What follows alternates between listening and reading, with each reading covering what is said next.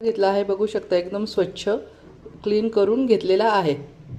तर चला आता माताला मी फोडणी देते आणि आपला ताजा मसाला जो बनवला आहे त्याच्यात झटपट कसा होतो ते पण पाहूया।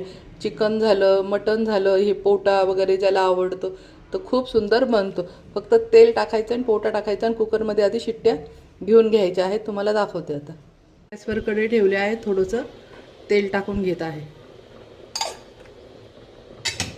तेल आता तापले। आता आपण जो हा ताजा मसाला बनवून ठेवला आहे तो फक्त 1 चमचा मी इथे टाकून घेत आहे। अजून थोडासा टाकून घेते,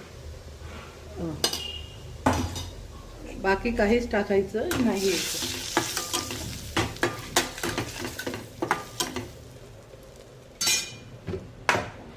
आणि अगदी चवीपुरतं मीठ टाकून घेत आहे थोडंसं।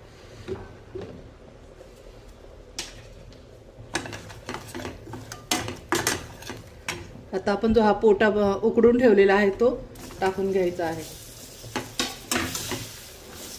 बघू शकतात, व्हेज असो नॉनव्हेज असो काहीच वेळ लागत नाही, सर्व याच्यात असल्यामुळे।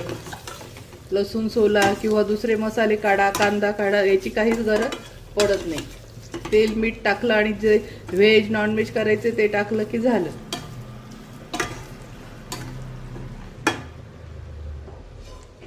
मस्त बघू शकता, कलरच किती छान आहे। आता आपण 5 मिनिटं हे अजून याच्यात वाफवून घेऊया।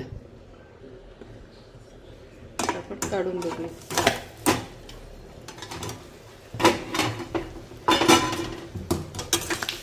मस्त, आहा, बघितलं मैत्रिणींनो किती सुंदर बनला आहे। मस्त आता कोथिंबीर टाकून घ्यायची आहे। हे झालं आपलं पोटा फ्राय।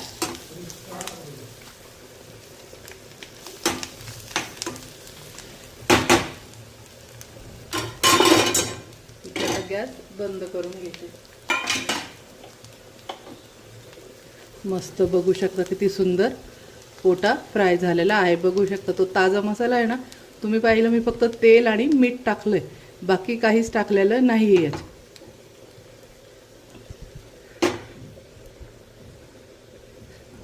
बघू शकता। तर कशी वाटली फ्रेंड माझी रेसिपी? आवडला असेल तर माझ्या चॅनलला लाईक करा, सबस्क्राईब करा आणि शेअर करा। मस्त खा आणि मस्त राहा। आणि ताजा मसाल्याची लिंक मी पुन्हा खाली टाकत आहे, एकदा पुन्हा ज्यांनी नसेल बघितला त्यांनी पाहून घ्यायचं आहे। त्यात चिकन मटन व्हेज नॉनव्हेज सगळं होतं। एक मसाल्यात अनेक प्रकारच्या भाज्या होतात।